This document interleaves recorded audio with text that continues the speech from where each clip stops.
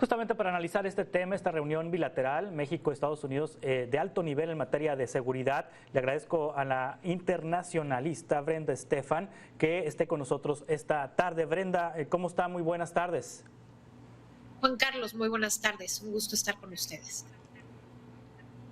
¿Qué significa esto de adiós Mérida, bienvenido entendimiento bicentenario? ¿Qué diferencia, con la información que se tiene hasta el momento, hay entre Mérida y bicentenario?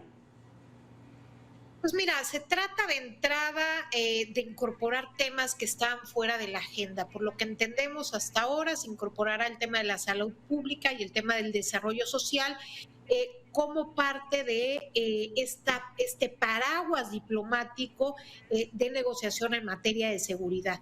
Hay que recordar que la negociación México-Estados Unidos en materia de seguridad es fundamental para nuestro país.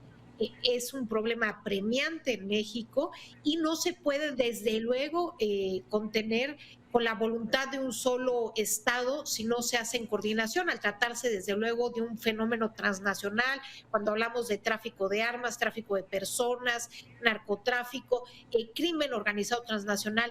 La organización entre los gobiernos es fundamental, de manera que es una buena noticia que tras la tensión diplomática que hubo por la detención del general Cienfuegos en Estados Unidos y después por la reforma a la Ley de Seguridad Nacional que regula la participación de agentes estadounidenses en México, estos dos elementos habían generado tensión diplomática y un poco de parálisis y parece muy buena noticia que se haya reactivado el diálogo, Juan Carlos.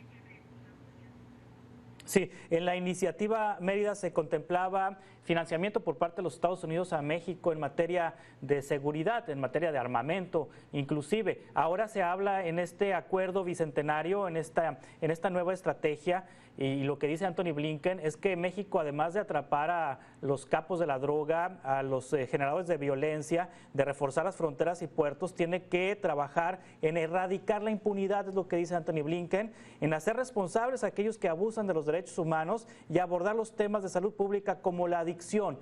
¿Qué significa esto? ¿Habrá, digamos, que financiamiento de Estados Unidos para estos programas aquí en México, o se implementarán o replicarán políticas de Estados Unidos? Ahora, pues en el tema de adicciones no vamos a decir que Estados Unidos es un gran ejemplo. Sí, yo creo que la preocupación del gobierno estadounidense, y lo han hecho patente a través de diversas declaraciones, es la falta de Estado de Derecho, es decir, la impunidad rampante que existe para quienes cometen delitos en nuestro país. Eso es lo que, a pesar de que pudiera haber apoyo para otros rubros, como ya lo decías, armamento o capacitación, pues se queda, digamos, inoperante este apoyo si realmente no hay un verdadero Estado de Derecho, y esa es la preocupación de Estados Unidos y donde han puesto, digamos, el dedo en la llaga. Por su parte, el gobierno de México, como bien señalas, ha hecho hincapié en dos temas. En principio, el tráfico de armas desde Estados Unidos hasta nuestro país, un tema que históricamente se ha puesto en la mesa y que Estados Unidos no ha realmente tomado verdaderas cartas en el asunto. Hay que entender que la Asociación Nacional del Rifle, esta que articula a la industria armamentista en Estados Unidos, pues tiene fuertes cabilderos en el Capitolio en Washington, que hacen que sea muy difícil avanzar controles, digamos, respecto a la venta de armas, y de ahí pues la consecuencia del tráfico de armas hacia nuestro país. Un tema que México ha puesto en la mesa de manera reiterada y que se vuelve a poner ahí el día de hoy.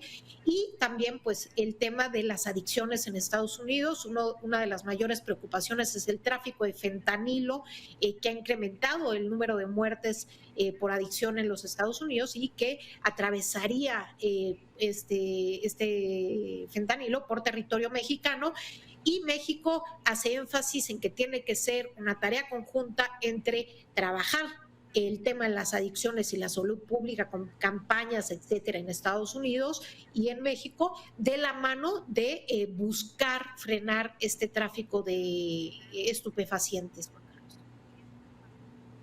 Sí, en el acuerdo de Mérida había financiamiento, 400 millones de dólares en un principio fue el recurso que Estados Unidos le dio al país para armamento y para capacitación a los cuerpos de seguridad. Se ha hablado también de recursos, es decir, ¿aportará Estados Unidos recursos a México para emprender estas campañas en México? Sin duda es un tema esencial, es decir, realmente no es nada más un tema de voluntad, sino de mostrar con apoyo financiero cuáles son las causas o aquellos propósitos que se busca alcanzar.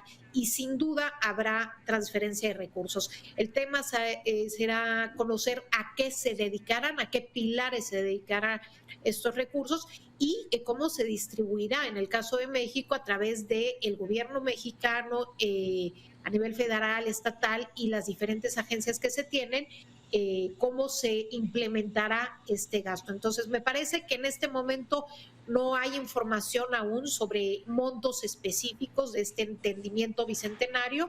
Quizás los conoceremos más adelante, pero también decirte, Juan Carlos, yo tuve oportunidad de participar durante muchos años en este tipo de pláticas como representante de la Secretaría de Gobernación en la Embajada de México en los Estados Unidos, y ciertamente lo que se da a conocer a la prensa, pues sí son los puntos generales, un comunicado que indica el entendimiento general, pero las tripas de la operación rara vez se conocen, permanecen como información de seguridad nacional y poco se va a conocer sobre los detalles, sino simplemente sobre el panorama general de este entendimiento o alianza que se está lanzando el día de hoy. Sí, entendemos que Estados Unidos puede aportar recursos, puede aportar inclusive armamento, puede aportar capacitación, puede aportar un sinnúmero de cosas, pero México, ¿qué le puede aportar a Estados Unidos?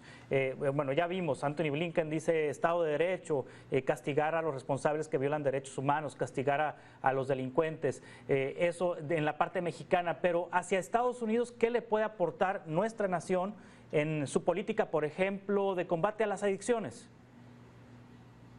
Mira, en combate a adicciones quizás no sea la tarea del gobierno mexicano ver por las adicciones de los estadounidenses, pero sí en materia de todo tráfico, trata de personas, tráfico de armas, tráfico de personas, desde luego que México puede hacer mucho por Estados Unidos. Compartimos una frontera de más de 3,000 kilómetros, por nuestro territorio pasan muchos de estas personas o armas que son traficadas rumbo a los Estados Unidos, y que desde luego el hecho de que haya un mayor control o compartir inteligencia, pues puede mejorar pues la situación o el control de este tipo de fenómenos, que no se va a hacer una erradicación como tal, pero sí un mayor control de este tipo de fenómenos.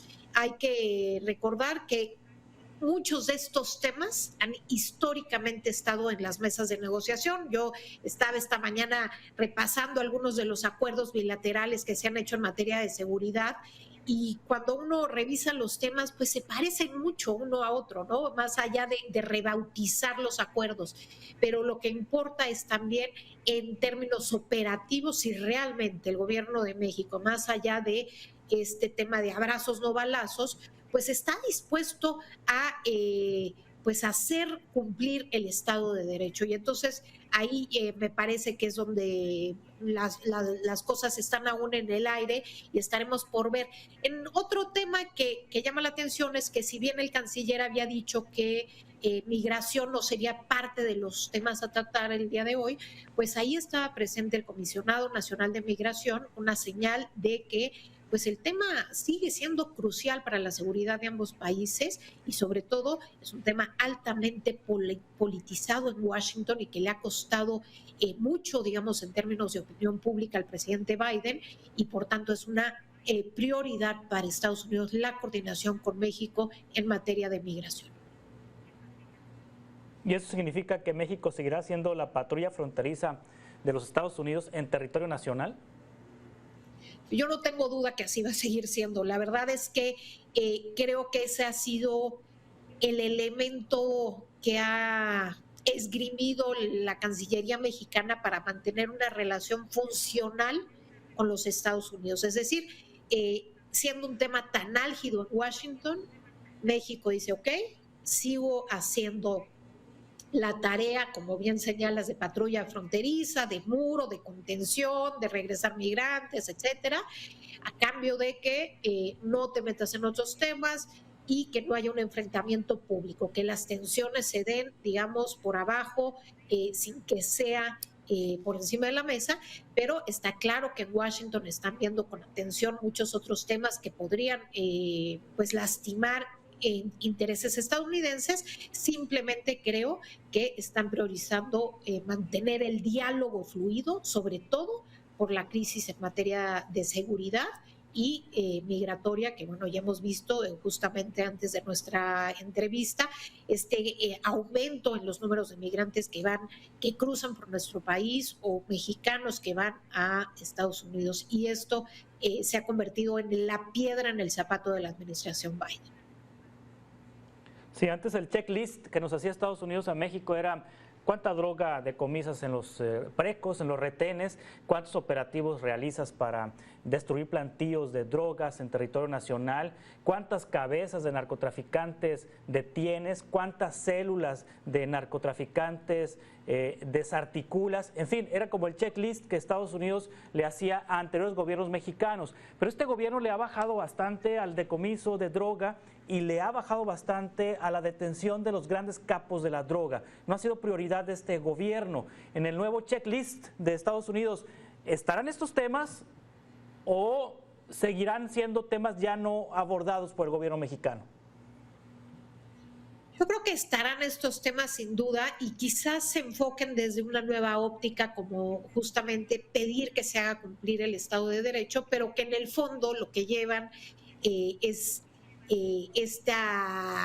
este prerequisito, digamos, de que aquellas personas que están involucradas en el crimen organizado, que son los encargados del narcotráfico particularmente, pues sufran castigos. Yo creo que no cesará ese interés en Estados Unidos porque en México haya consecuencias para quien está a cargo de este tipo de delincuencia organizada. Habrá que ver si eso genera alguna reacción por parte del gobierno de México, que como bien dices, pues ha disminuido de manera importante este tipo de operativos.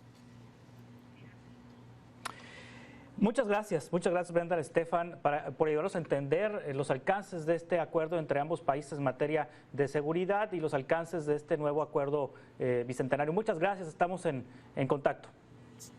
Un gusto haber estado con ustedes, Juan Carlos. Buenas tardes.